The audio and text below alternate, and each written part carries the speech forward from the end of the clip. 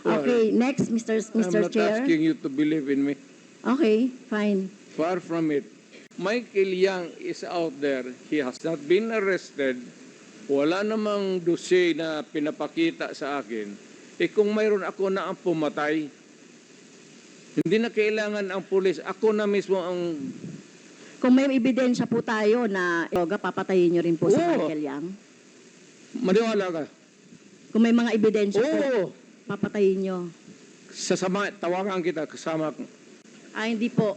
Ayokong maging... Samahin Ayoko kita. pong maging katulad ikaw ninyo, yung no? At ayokong masama witness. doon sa patayan. You will So, be hindi a po. witness to a murder. At ito ay magsisilbing lesson, Mr. Chair, kay Mr. Duterte, no, at sa mga susunod na mga mamumuno sa ating bayan. Hindi po solusyon ang pagpatay. No? Kung walang mga hanap buhay, bigyan ng hanap buhay. Pagsikapan, dito nga, di ba, ginagawa nga ng buong makakaya natin para bigyan ng kahit papaano ay tulong yung ating mga mamamayan. So, hindi po ito dapat patayin. No? So, mukhang mali po yung line of thinking Hindi dapat, ma'am. Pero kung talagang... Mr. Duterte. If the situation calls for it, I will not hesitate. And the police should not hesitate. Especially facing a criminal who is also going to kill you.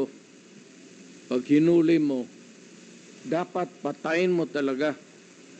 At ayaw kong makita na buhayan kasi gamutin mo pa sa ospital, magastos pa ang gobyerno, tapos tapon mo doon sa prisuhan, pakakainin mo pa.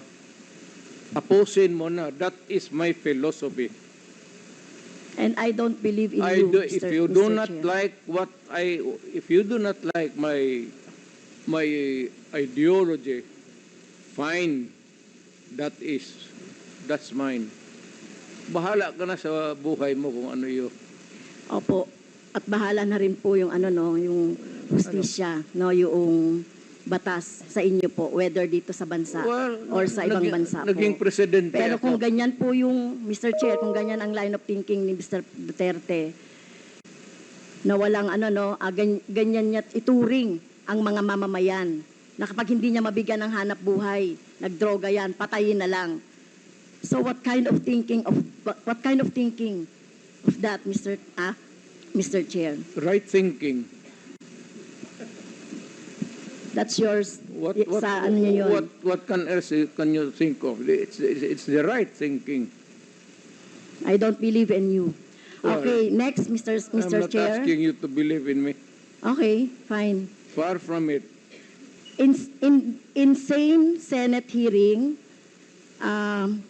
Mr. Chair, Mr. Duterte said, encourage the criminals to fight.